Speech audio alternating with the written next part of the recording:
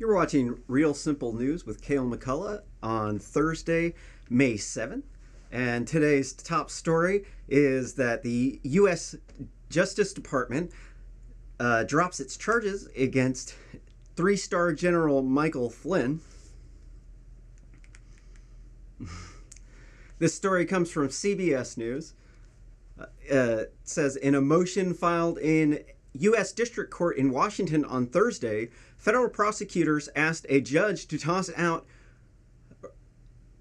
with prejudice a single count of making false statements to the FBI, saying it concluded prosecution of this case would not serve the interest of justice. The Department of Justice said the government concluded that the government, quote, concluded the interview with Mr. Flynn was untethered to and unjustified by the FBI's counterintelligence investigation. And that the January 24th, 2017 interview was concluded with legitimate and investigative bias.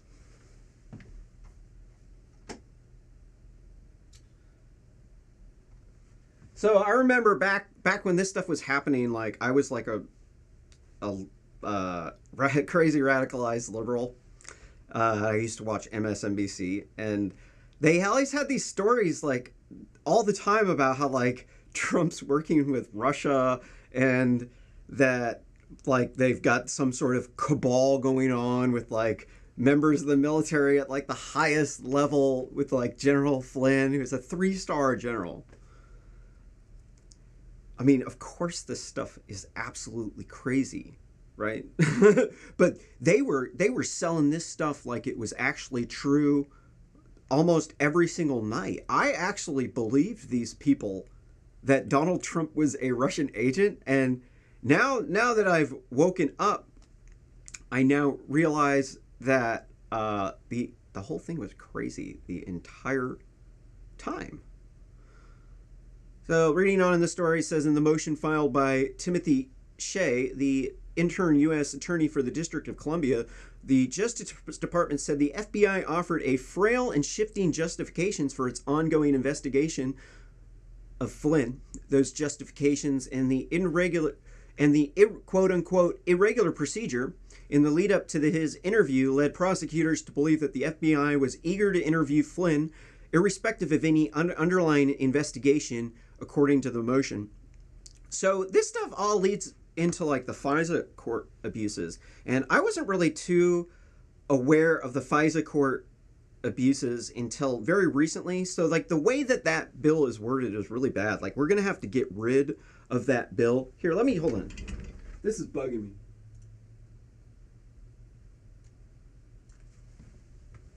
Sorry. So the FISA thing, what it does is it creates a deep state. And I know it like at first it like sounds crazy, and you know, I'm not disrespecting any of the people who do spend their life giving service to our country, and they die for us, they protect us, they're wonderful people, they are awesome. We back you up, those people. But what's going on is there's a certain class of people, and so that they have family ties that end up getting them jobs. And what's happened is like in this court, the FISA court, in order to if you've previously gotten warrants from the FISA court, you're just presuming as acting in our best interest. So there's like this class of people that is allowed to spy on people. And so this thing, I don't know enough about this. I'm not going to make any sort of claims. I'm just an indie journalist. I'm only doing this for fun. I'm actually an engineer.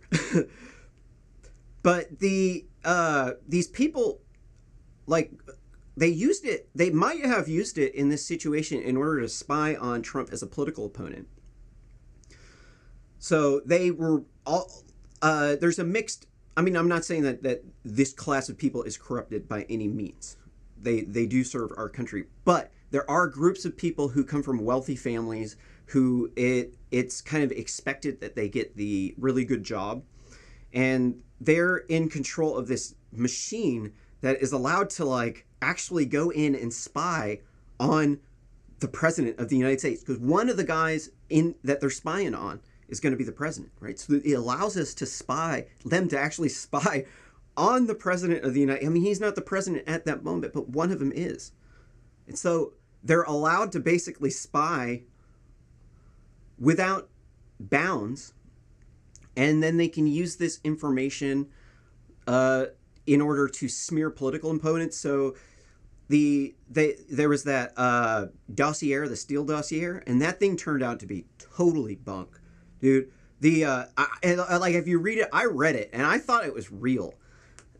So inside of the Steele dossier, it says that Putin sold off some like massive, huge chunk of his Rosneft oil industry in order to give some bribe through Trump and his associates to basically do an inside takeover of the U.S. government.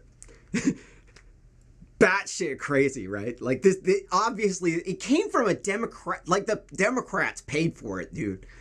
I mean, come on, a political opponent paid for it. We got this thing as total nonsense, and then they used this stuff to abuse the process because they start leaking it out to the media because they know where they can get information that they can manipulate in order for people to believe it's true. And a lot of times they don't even have to have that good of information because it's like a game of telephone. Like you have something legit that you could say something about, but then you cover up a lot of facts and you kind of make it look like it's however your perspective that you're trying to push, and then or your narrative, and then people it turns into a game of telephone, and you can even say, okay, yeah, well that wasn't right, but that wasn't what we were trying to do. That we were trying to talk about it like that, but it's too late, right? Everybody already thinks it. So this is dangerous. So here, let's move on and check out some other stories. All right. What is our first story here of the day? Or the second story here. It's from the New York Post. It says, court doc from 1996 confirms Tara Reid told of sexual harassment in Biden office. Tara Reid told her ex-husband she was sexually harassed while working as an aide for Joe Biden in 1993. It was revealed in a newly released court document on Thursday. The document, a decades-old court filing obtained by the Tribune in San Luis Obispo, California, was written by Theodore Dronin in 1996 when he had and Reid were going through their divorce. Quote, on several occasions, Reid related a problem that she was having at work regarding sexual harassment in the U.S. Senator Joe Biden's office, the declaration states. So, yeah, regardless of whether or not it's okay for people at work to have sex, definitely it's just too dangerous to even do that, and it is so totally not worth it. Because, I mean, maybe she wasn't that big before.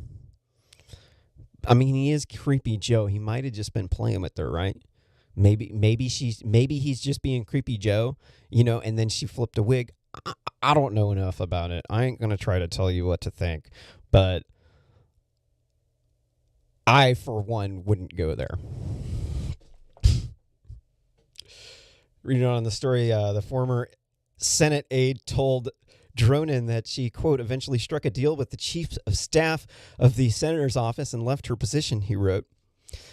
Quote, it was obvious that the event had very traumatic effects on Reid and that she's still sensitive and affected, sick by it today.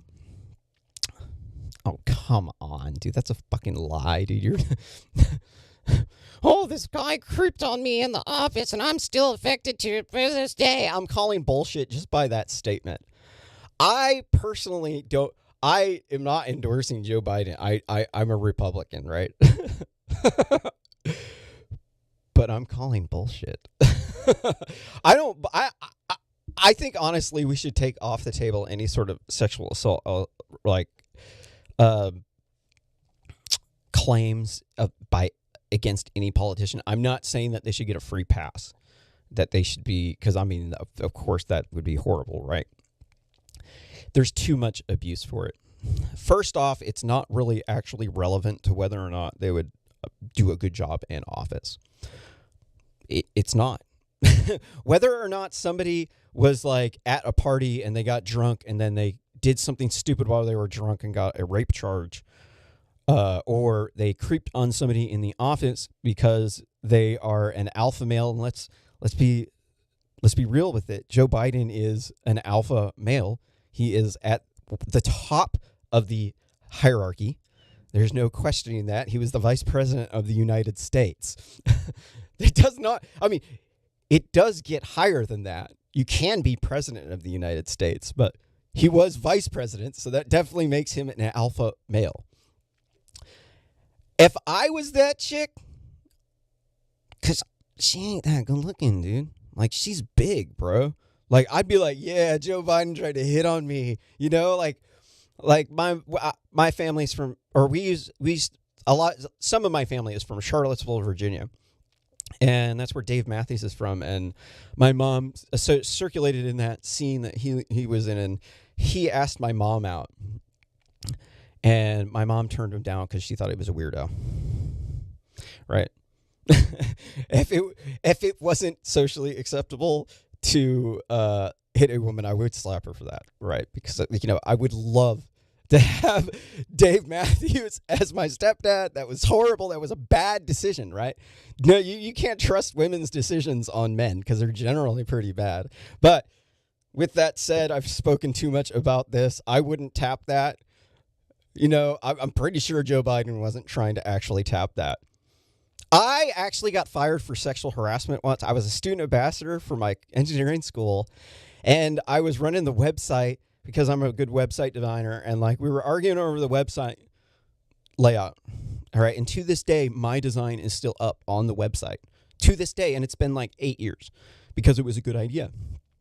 They didn't want to put resources to help students on it. They just wanted to put some stupid blog so that the lead lady didn't have to update it. I'm like, no, we need all the resources, all the different sheets that we need to download that we could have as quick reference.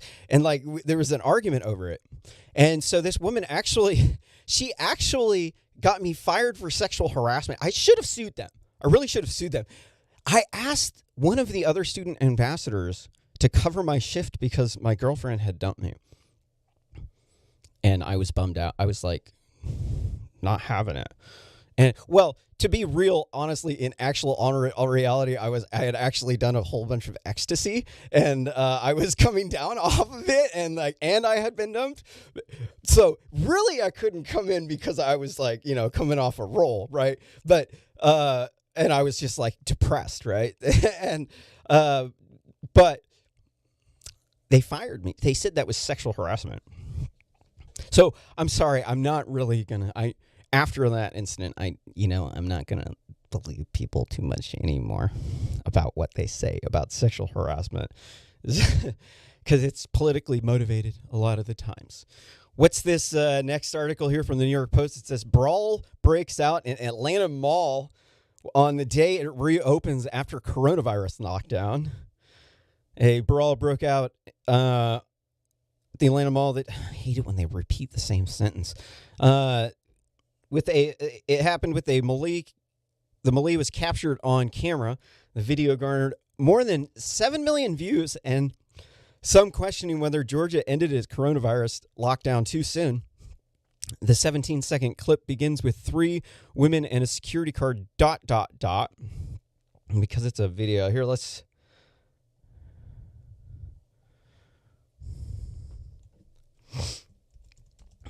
Dang it. They don't show the video.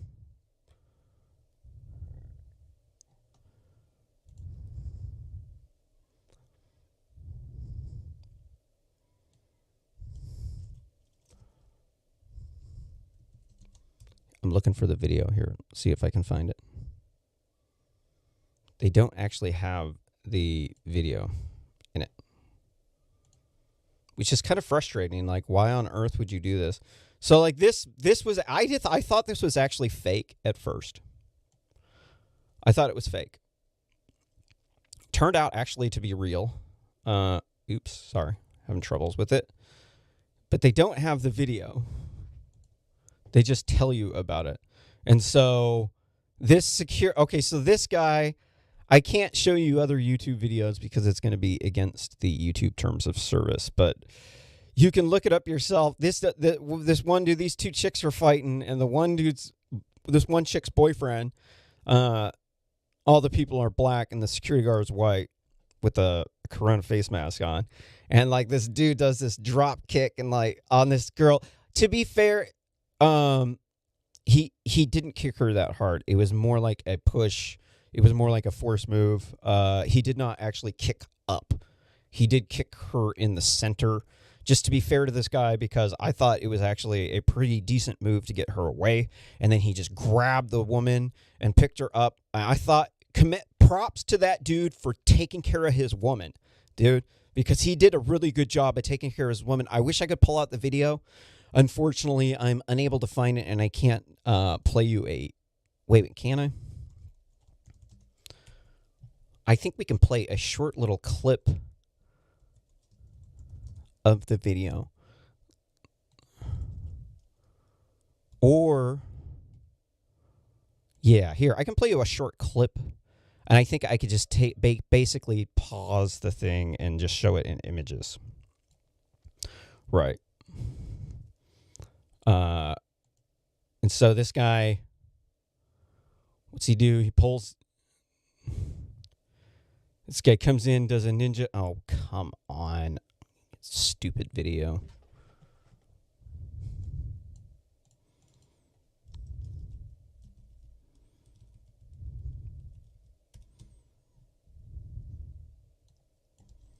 Sorry, totally derailing it.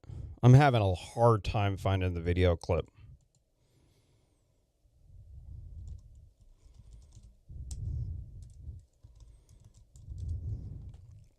But we will find it because this dude actually did such a good job of that ninja kick. I mean, it was against a woman, but you know what? You believe in equality of women. Basically, you know, dude, that dude's video is horrible.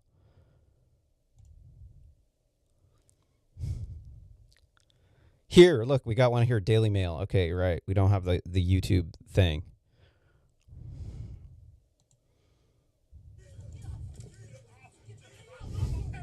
Oh, come on. Get that thing out of my face.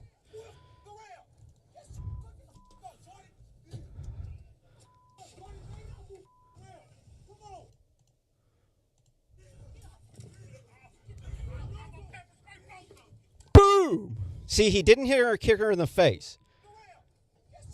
And picks her up. Like, oh, that's my woman. Get her out. Yeah.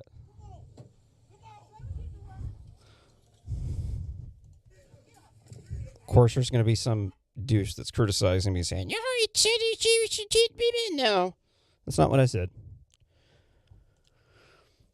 Here's the next story from BBC News. U.S. Supreme Court hears toilet flush during oral arguments. Well,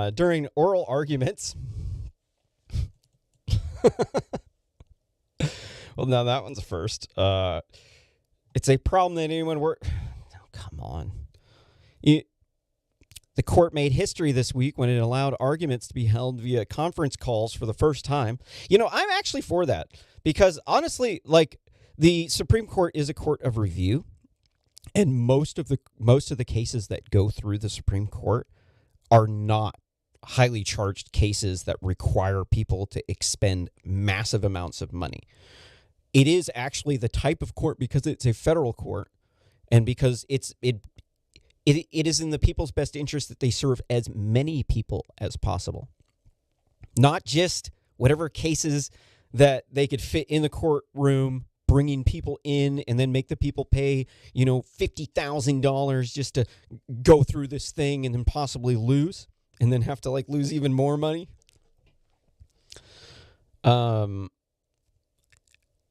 It seems to me like most of these cases are, what do they call it? Writ of certiorari. And that's like a writ. It's basically your right of review in a court. It goes back a long ways. I implore you to check out the history of it. It is actually, I love common law. It's the thing that turned me into a conservative, is that common law and the way that our legal system is put together is actually amazing. It makes a lot of sense. But these higher courts, if you're unfamiliar with how it goes, you have like the lower courts, which are often petty and vindictive. And then we need courts of review, which are your higher courts, like your state Supreme Court, and then the federal courts. And it should be pretty similar in Europe. But then they rule based on precedents. And this is really good because people are pretty petty and vindictive. A lot of them have political motivations. And so a lot of judges will be bad apples. And so you have to have a court of review. And it is nice that there's multiple tiers and that you can make it your way up to the SCOTUS. And there's a lot of court cases, actually, that would really help our country out if we had a SCOTUS ruling on. So the fact that they're doing this is absolutely amazing. It is incredibly embarrassing if you did not mute the phone and you're in the bathroom and you flushed the toilet. Was he taking a dump or something? That's what I want to know.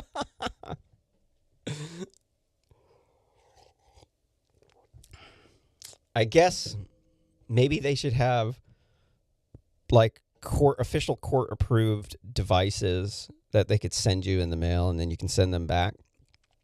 But what does this article say? Reading on, and it says audio of the session has been streamed online. Lawyer Roman Martinez was addressing the court in a case concerning the Telephone Consumer Protection Act when the unmistakable sound was heard. It was not clear where the sound came from, sparring the flush brushes, but the head of the Federal Communications Commission, Ajat Pai, offered a humorous response, quote, "To be clear, the FCC does not construe the flushing of a toilet immediately after counsel said what the FCC has said to reflect substantial judgment of the Supreme Court or any justice thereof regarding any agency determination." Yeah, I'm pretty sure flushing the toilet wouldn't really be something that you would put in the final ruling there.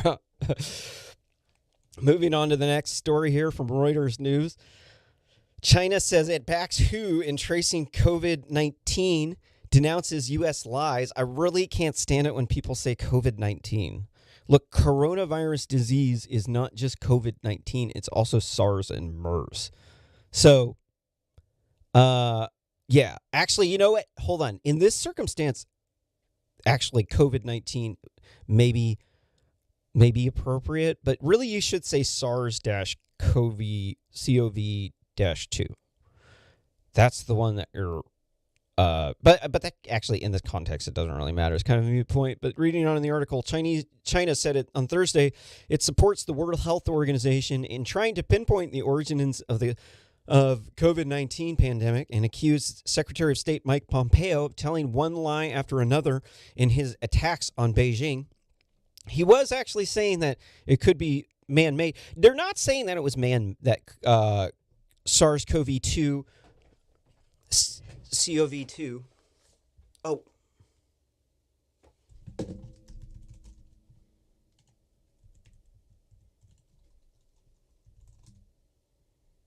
All right. Oops. I almost turned the computer off because the remote. Somehow it actually is still streaming. So, that's awesome.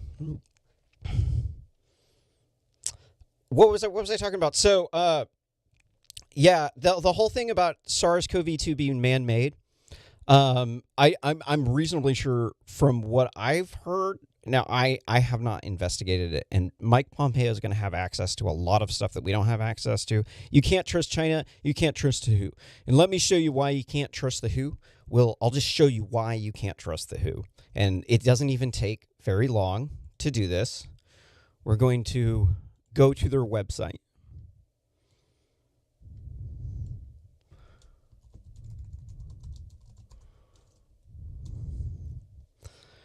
And so when you go to the World Health website, who.int, and then you look at their newsroom, it says latest news, May 1st. Here, let's... look at all of their news releases. Billions of worldwide living with herpes. WHO and European investment banks strengthen effort to combat COVID-19. Global leaders unite to ensure everyone else can access vaccines, tests, and treatments. WHO reports 5-fold increase in cyber attacks. Hard-fought gains in immunization coverage. So what about you have to look for what's not on the website. So the WHO told us a dramatic overestimate of the COVID-19 death count. And that's because China heavily influences the World Health Organization. The World Health Organization, if you did not watch the other 2 shows ago on Real Simple News, I went through this and why the WHO is bad. And first off, they were a propaganda mouthpiece for the war on drugs. They put out fake research on the effects of marijuana being a gateway drug. Everybody's heard of that one. Yes, you have the World Health Organization. They were a world authority on health, and that's how they were able to perpetrate this horrendous war on drugs that killed so many millions of people. Yes, the war on drugs killed millions of people. It was horrendous. It was all based on lies. So the WHO, if you'll notice what is missing from here, is it doesn't say anything about the Santa Clara study, the COVID antibody tests that state that the stuff that they put out, the research that the WHO put out, they don't have any sort of statement saying that they had made a mistake. I have a big problem with this, dude. I've been staring at this website for a while, and I wanted to make it a lead story, but I just couldn't find any other supporting articles to back me up. But hey, I got to slip it in today. So we can see by looking at the World Health Organization that they don't fess up to their mistakes. They don't put out any sort of news releases saying, hey, that the COVID death rate was actually 10 times lower than what we said it would be before. You would think that would be a pretty big news item. So it's pretty clear that you can't really trust everything that the WHO says. They don't have your best interests at heart. And here's the thing is you can't trust any international agency to work in your country's best interest. And the reason why is because any sort of agency like that is going to have a lot of bureaucracy. It's going to have a lot of overhead. So a lot of that is going to be wasted. And they're not going to work. They're in your country's best interest, and they won't be able to be very agile. They can't work very fast because of the bureaucracy, because they have all these ties. They have to serve whoever funded them for whatever they did. So the U.S. is able to do independently with a much smaller amount of money, is able to do dramatically more work than the World Health Organization could ever accomplish. Where are the vaccine? What kind of stuff? What science information have we actually gotten from the WHO that's been relevant to treating COVID? Nothing. You got nothing from the WHO. We're spending $400 million per year on the WHO because we used to use it as a propaganda mouthpiece for the war on drugs. And we should just be giving like $100 million to like private charities that work with these people in order to target individual things. Because you can't just throw money at this generic thing like World Health Organization. We have this mission that never stops, right? The problem with this organization is that their mission does not stop. This is fundamentally a problem, is that whenever it becomes this entity that is like a zombie, it never dies, it has to have a massive infrastructure dedicated in order to preserve the funding for that. And this is like ancient, antiquated stuff. It's irrelevant anymore. We could take a small fraction of that money and make trillions of dollars with it. So I say we get rid of the WHO. But that's all I got to say about this article. Now, next article from Newsweek: Earth's magnetic North Pole is being dragged towards Siberia, and scientists now know why. Last year, scientists announced Earth's magnetic pole was moving towards Siberia at an unusually fast rate. They could not explain why. It had moved so far so quickly. Had to be an unscheduled update to the world magnetic model. and the representations of Earth's magnetic fields used to navigate systems around the globe. In a study published by the journal Natural Geoscience, researchers now have proposed a cause for the unexpected movement: two massive blobs of negative magnetic flux sitting beneath the Canada, Siberia, on the edge of the Earth's core. So let's what did that mean, right? For everybody who has not taken a physics class, what is flux? Magnetic flux is variations within the magnetic field. So you got a magnet, it's got this magnetic field going around it. It's not the same everywhere. Evidence for this is that when you take the magnets apart, they get weaker, right? Then you put them together, they get stronger, right? This stuff happens when, and then you take, let's say you take like 3 magnets, they all have different strengths, and then you go measure around the magnet, you're going to get these like different readings. So you can take a slice of this. You can do some calculus functions based on the all the different magnetic dipoles and their sums and which direction the vectors go in, and then we use that to talk about magnetic flux. And so what they're talking about, what they're saying is that there's a bunch of iron inside of the Earth's core. It's a magnet and it's negatively charged. So there's a bunch of these magnets and they have north and a south pole, and they all add up in a vector in order to point some direction with some amount of force, and that this blob is underneath Siberia. That's what it's saying. So nothing really to worry about here. The Earth's magnetic core moving is just not really that big of a deal. It happens a lot. There's a lot of iron inside of the Earth.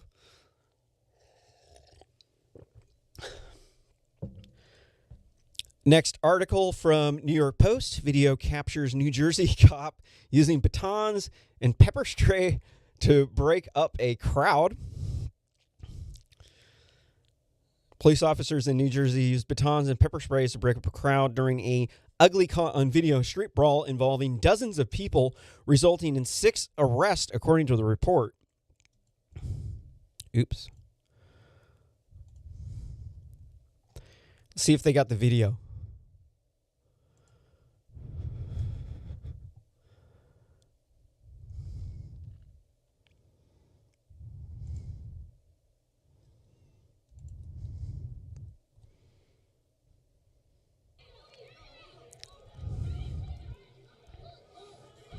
Oh, 6 feet. Oh, damn. 6 feet. Oh, 6 feet. Oh, 6 feet.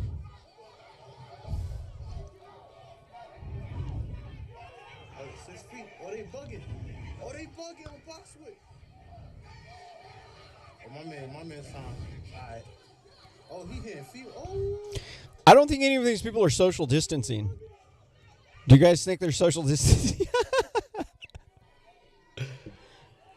6 feet.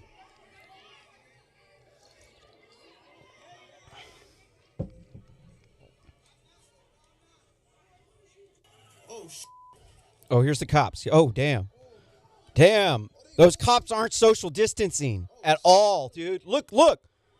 Damn. Dude, not only are they not social distancing, they're exchanging body fluids droplets.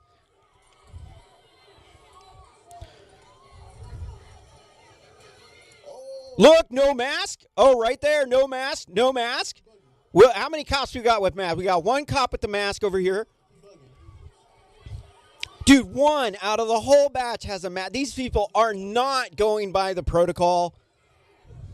They're not social distancing.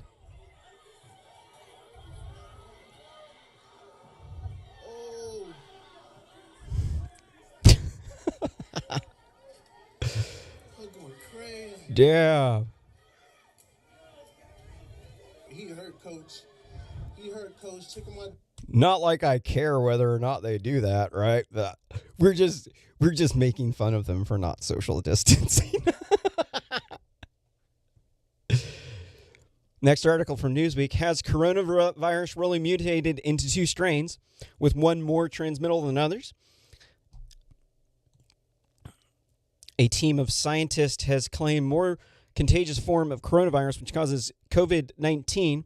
No, it does not cause COVID-19. It causes COVID. That is no longer it's mutated, remember? coronavirus disease can be caused from SARS and MERS too. And I'm just don't want to have to say 19 because this is COVID-20 now at this point in time, but there's a whole bunch of COVID-20s, so it just doesn't really make sense in order to say that anymore. But the findings trended online. Experts sought to damage fears that the mutations show a new, more transmittable strain of the virus has emerged, and said there's no evidence to suggest that the bug has changed significantly since the pandemic started. The term mutation carries a scary connotation of unusual, substantial changes to a virus, which sounds as though it impacts how easily it affects people and how seriously they fall ill. But mutations are, in fact, normal and generally inconsequential part of the life cycle of these germs. Viruses are made up of genetic material called RNA encased in a protein. When they infect a host like a human, they make new copies of their genetic DNA in order to replicate it.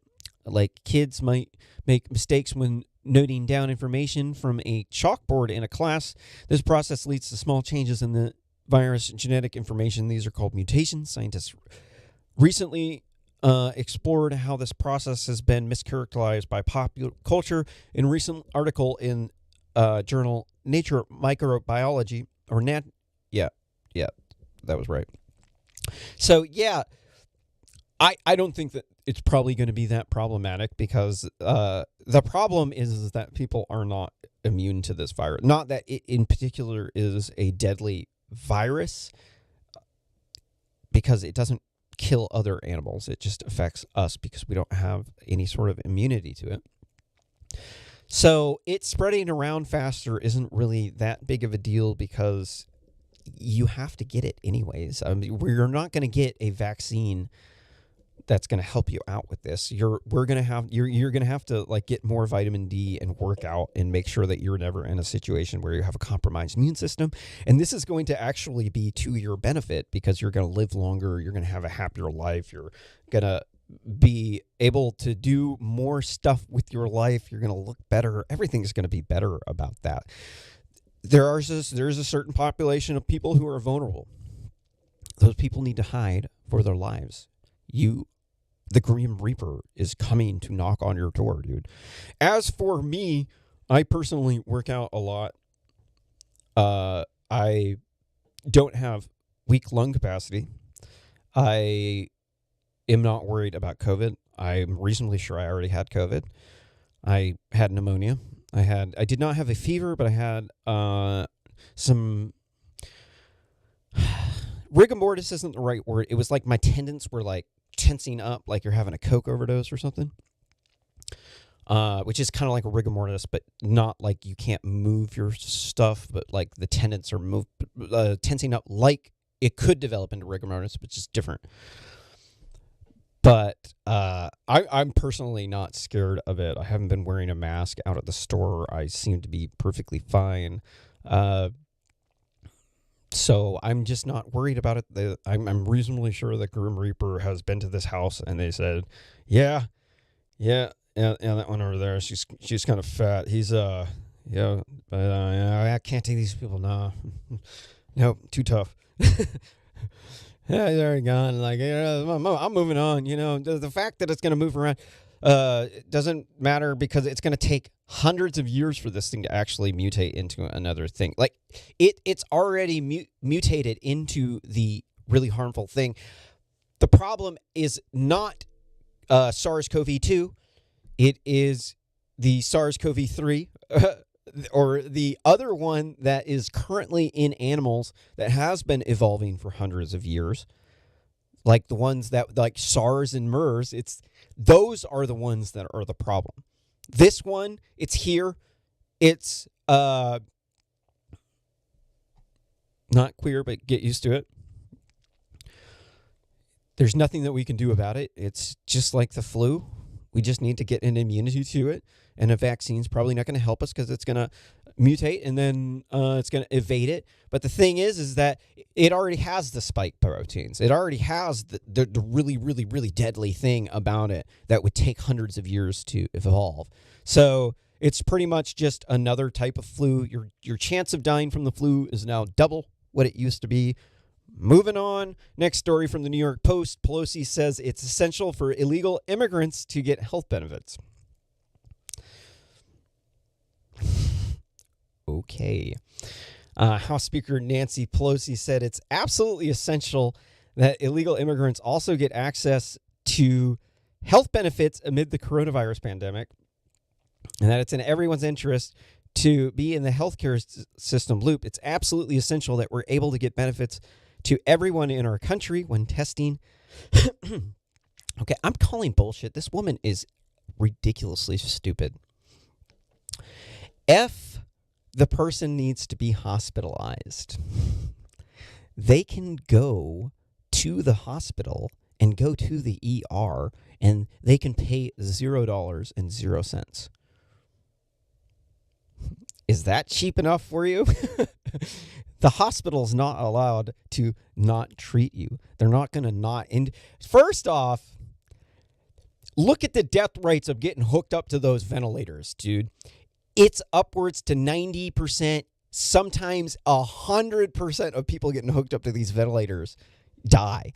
Sometimes it's as low as 2/3 of the people. Oh, no, I've actually read another number that was as low as 60% of the people die when hooked up to these ventilators. And I made open source ventilators for a month, and whenever I found this out, I was infuriated. It made me depressed. I was like, instantly I had this macabre feeling because I had been working like all day for like a month making this ventilator, right? And then I found out about how many people died on them, and it was such the most depressing, macabre feeling. I'm like, oh my God, I'm making a death nail that kills people. What they're supposed to do is flip the patients on their side and not intubate them, but give them like a CPAP. You know, something so that their lungs can just take a break for a little while. And you look at the other way, it's like 90% chance of dying. You're like, I'm sorry, man. I'm going to take the CPAP on my stomach, dude. Like, if I'm going to go out, dude, it's not going to be on a ventilator, dude. Trust me, dude. Look up what happens on a ventilator, like how horrible it is to live after a ventilator, dude. I'm going to take my chances off of the ventilator. So I'm going to call bullshit on Nancy Pelosi. Most of the stuff she says is absolutely stupid. Here, I don't have a story about this, but here, we can find it real quick. San Francisco pays homeless or gives homeless people pot and alcohol. This is crazy, dude. This is absolutely crazy. This is how stupid these people in San Francisco are. This is an article from the San Francisco Chronicle. It says, San Francisco gives methadone, alcohol, and cannabis to addicts and homeless, isolating them from coronavirus in hotels, dude. Like the people that trash the heroin addicts that trash hotels. They want to. Let's read. They're like mandating that these hotels take them in. And they're giving them alcohol. Let's read into it. San Francisco's health department confirmed Wednesday that the city is administering alcohol, tobacco, and medical cannabis and other substances in an effort to prevent a handful of people quarantined or isolating the city-leased hotels from going outside to get the substances themselves.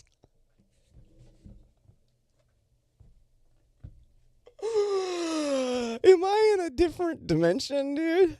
Like, damn, dude, these California people are crazy. The hotel residents are also receiving medications such as methadone delivered by methadone clinics to tamp down heroin cravings. Dude, trust me, man, they're still banging dope up in there, bro. Like their dudes are still coming over to the hotel, dude. Like they're not going with your quarantine, dude. They're banging dope in there, dude. To tamp down the heroin cravings, it's all part of a widely used quote unquote harm reduction approach to handling addicts. Stay inside and curb the spread of the novel coronavirus while coping less or reducing their core drugs. Are these people insane? I mean, at least they're not taking shits and banging the heroin on the streets, right? But me personally, I would never want to, I don't want to like rent the hotel room that they're in, right? I don't want to touch the hotel room that they're in. I would much prefer that you give them a tent and then set them up with some supplies outside of town in a bum camp like a sane, rational person would do. Because I used to fight forest fires. I used to live outside in a tent. I used to wear the same firefighting gear for like a week, sometimes 2 weeks, the same pair of clothes out doing forest fires where my face is black and I smell nasty, dude. And I did that all summer and even into the winter. Usually we'd camp out in hotel rooms then, but there is not a single one of these bums that is going to be arguing with a government set up bum camp out in the woods or out in some area, like some cleared out building, as long as you can have some sort of like fires thing that they can stay warm. They don't care if they're going to be in a tent in a night, as long as they have a nice sleeping bag, right? So this whole thing of renting them hotel rooms for them to bang dope, drink alcohol, and smoke weed in is batshit crazy, dude. But then again, we are talking about a city where there are ivory towers with the richest people, some of the richest people in the world, and then there are homeless people banging heroin, doing shits, taking shits out in the streets, and you can get HIV, heroin, hepatitis C, cholera, typhoid fever, and tuberculosis, all in the same place. Yep, that's California, baby. The Golden State. You're going to have to rename it the Golden Showers State. And, yeah. So these people in California are crazy. 47.1% of the state is born from immigrants. And the number that I saw was like 90% of these people are from Mexico. Like 4 out of 5 of the people are getting through the border, and they're bringing through massive amounts of drugs. So the drugs that these homeless people are getting and doing that are causing them to bang dope and take shits on the sidewalk and give people crazy diseases just by walking by them. These drugs are coming from the illegal immigrants coming across the border because they can't work, right? So what are they going to do if they can't work? They're going to either illegally work or they're going to sell drugs. And if you look at the amount of people caught selling drugs, it ends up turning out to be like some number, like I can't tell you the exact number, but it's about 20% of them end up being illegal immigrants. So there's a massive drug network here. You want to get rid of all the drugs and the homeless people. There's 20 illegal immigrants for every homeless person on the streets. With those ratios, of course, there's going to be a whole lot of people on the streets. You know, a lot of these illegal immigrants are packing up in rooms, like a whole bunch of people in one house. So that's why there's not so many of them on the streets. If they were on the streets, then they would be deported. So that's why our people are on the streets and their people are not.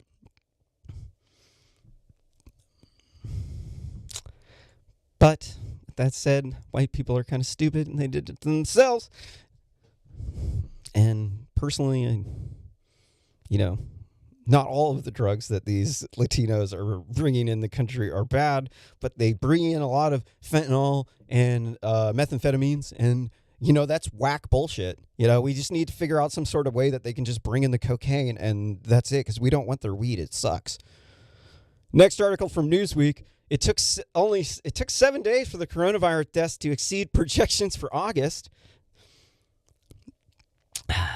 In April 2019 projection is estimated whether there will be 72,433 deaths in the United States by August 14th. There's already been 73,000. That was in a week. Not sure whether or not this means anything. Because the basically it's like looking at the stock market go up and down, and you're like trying to gauge where you're at based upon only looking where you're currently at. And it's like it's like you can't see the forest for the trees at that point in time. So it might be fast this week, but over 2 months, it might actually even out to be the projections that they had made before. But this is just showing you that it's much more prevalent than what they thought that it was. It's not. But it does seem like they're trying to scare you. But I'm not going to tell you that they're actually trying to scare you because I don't know that. Next article from Reuters. U.S. top court tosses out ruling against illegal immigration enforcement law. The U.S. Supreme Court on Thursday threw out a lower court ruling that had invalidated a decades-old federal law defended by President Trump's administration that makes it a felony to encourage illegal immigration.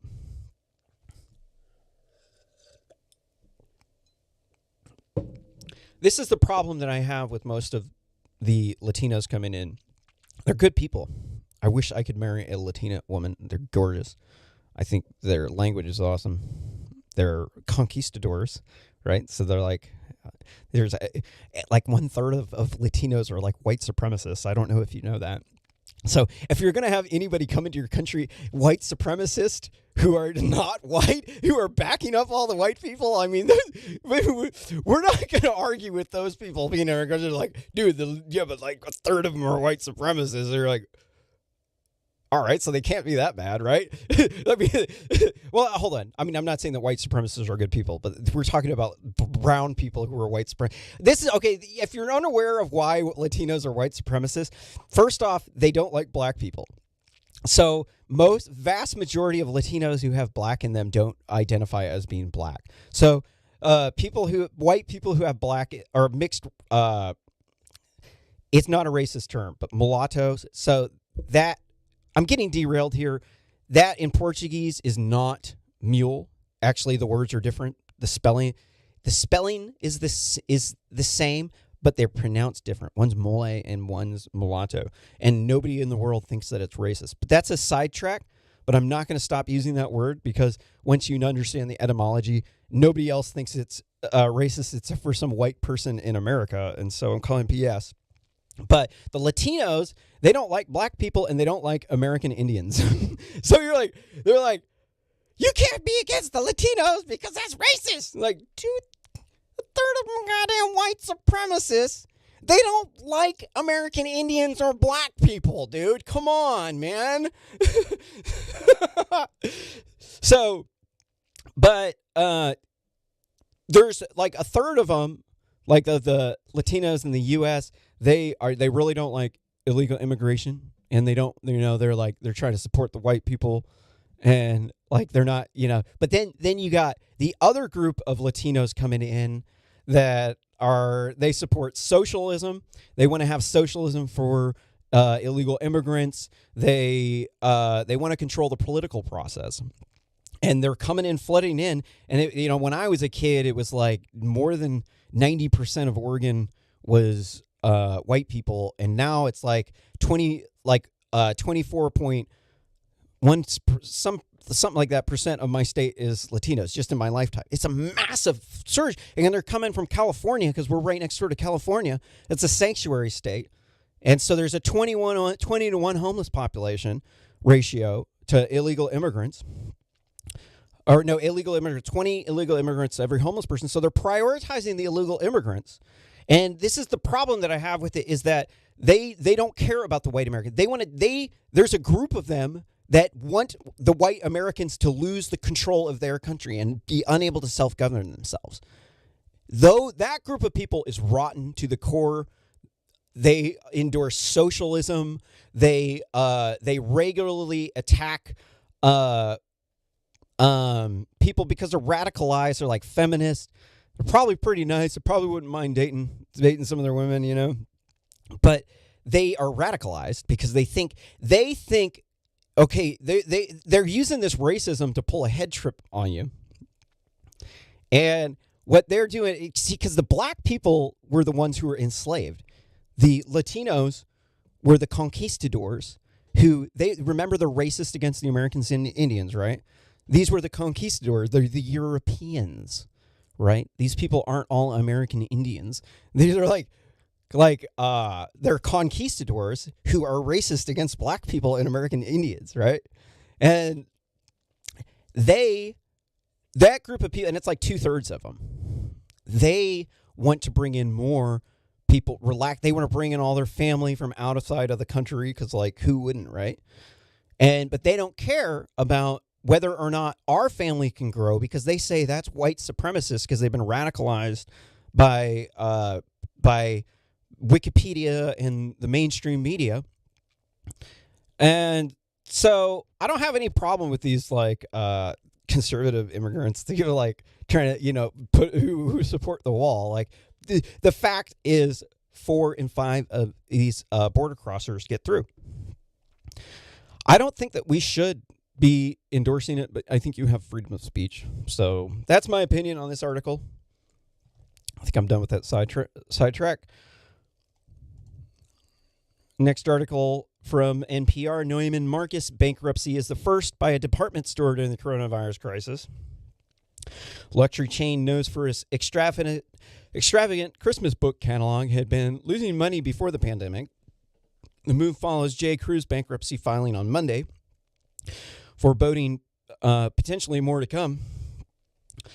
I think it's a shift in business models. It's not the end of the world or your economy is not collapsing because Jeff Bezos is making money hand over fist. So that doesn't really make sense. I think what it is it's shifting into online business. You can't just do brick and mortar anymore. You have to do heavy online presence. And I do believe I'm not too worried about it because what was that? I don't know what that was. Something beeped. Hey, but I can keep going. It looks like everything's going fine. Next story from Fox News Science. A black hole 1,000 light years away from Earth has been discovered. Oh my God, this freaked me out. Research has discovered a black hole 1,000 light years from Earth, closest known so far. Dubbed HR 6819, the black hole is invisible. Star system was only spotted after 2 companion stars provided researchers with information on its whereabouts. It can be seen in a clear night in the southern hemisphere without use of binoculars or a telescope, making it the first black hole to be seen without tools. Whoa. We are totally surprised when we realize that this is the first stellar system with a black hole that can be seen with the unaided eye. One of the study's co-authors, Petra Havara, Emera scientist in the Academy of Science of Czech Republic, said in a statement, this artist's impression shows the orbit of the object in the HR 6819 triple system. This article, I read a few articles about it, so let's go over the mass. I know a little bit about this. I've been making open source spaceships. Okay, if you're unfamiliar with my other YouTube channel, I have this really, really, really interesting black hole theory. The channel is called Cooking with Kale. You can find it at cookingwithkale.org, where I do open source cookbooks. And then you can click on the YouTube channel. And then I don't have a lot of subscribers, so I do need people to subscribe. I am a genuine, bona fide nerd content thing. I am making intellectually stimulating content. I'm unabashed about it. I'm not going to stop. I don't care if you like my videos. But you can see I have these some very interesting big videos like this one on black hole physics and digital photonic neural nets and infinite supercomputer simulations. And so I go through in this episode here how gravity might actually be a pushing force and not a pulling force. And there's very good reason for it because E equals mc squared. And so what is mc squared? It's force over distance. It's work. It's the amount of work that the molecule can do when there's no restrictions on it. And then I'm not going to go through the math here, but I have a very interesting model for a interstellar starship here. And I'm going through here how you make the digital photonic neural nets in order to make a Chinese room in order to create this basically a simulation of our world. If you're interested, I also too have infinitesimulations.github.io. I'm looking for help on this website. It is the Church of Infinite Simulations. I am the founding member of the Church of Infinite Simulations, and if you would like to come here, check this out, and you want to know, I don't have a lot of work on it. I'm looking for help, but if you want to know about why we're in a supercomputer, here you can read this article. It'll show you here exactly why we're probably in a supercomputer. And so in the other Cooking with Kale video here, I show you a little bit about how we can make the supercomputer in order to make interstellar spaceships. This is why I am the captain of the Kabuki Starship. Elon Musk, move over. Welcome to the Kabuki Starship. Pretty soon it's going to be Admiral McCullough. So what is it about this black hole? Not so spooky. So now that I've laid out my credentials as amateur astronomer or physicist here, the size of the black hole is 4 times the size of our sun. So it's nothing that we have to worry about right now. You need to start worrying about it when it's gobbling up a whole lot of suns, right? This is not going to happen anytime soon. It's basically showing us that there might actually be black holes in a lot more different places in the universe than we actually thought. So this might not be bad at all. This might actually just show you that black holes are just everywhere. They're just they vaporize themselves. I'll watch those videos. I'll show you how they vaporize and how the math works out with this whole theory of thermal relativity. Now, I claimed it was a law in there, but now that I've had some time between that video, it is just a theory of thermal relativity. But the mathematical model is spot on with Einstein's equations. What's this next article? We've only got a few more, but we can. Oh.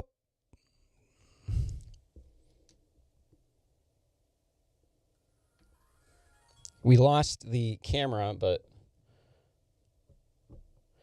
I can get it back. Here, don't worry. I'm coming back. I only got a few more articles to read, and then we're done. And then I've got a GoPro coming, so we probably won't have to deal with this after. We only got to deal with it for, a few more weeks. Oh, might have just shut off. Well, you know what? It's I think it's overheating. Here.